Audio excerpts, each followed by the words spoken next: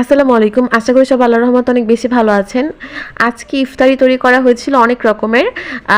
ইফতারিতে আজকে ছোলা ছিল, তারপর বুট ছিল, বড়া ছিল, আবার আলুর চপ, বেগুনি, অনেক ধরনের ভাজা পোড়া এগুলো ছিল।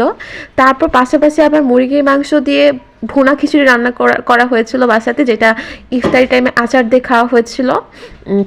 ভুনা খিচুড়ির সাথে আসলে আচারের মানে অনেক বেশি ভালো লাগে, যেটা আসলে ইফতারি টাইমে খাওয়া হয়েছিল।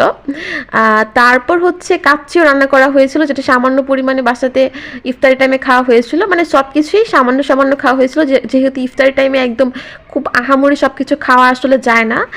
ইফতারে এক সময় মনে হলেও যে অনেক বেশি সব কিছু খেয়ে ফেলবো, কিন্তু আসলে ইফতারে খাওয়ার সময় কিছুই খাওয়া যায় না। তার কারণে সবই সামান্য পরিমাণে খাওয়া হয়েছিল। আর যেহেতু ভাজা পোড়াটা অনেক বেশি গুরুত্বপূর্ণ ইফতারিতে, তারপর ইফতারিতে সব রকমের ভাজা পোড়াতে মুড়ি মাখানো হয়েছিল। পরবর্তীতে আবার মাঠাও খাওয়া হয়েছিল, যেটা টাঙ্গাইলের একদম মানে শ্রেষ্ঠ মাঠা।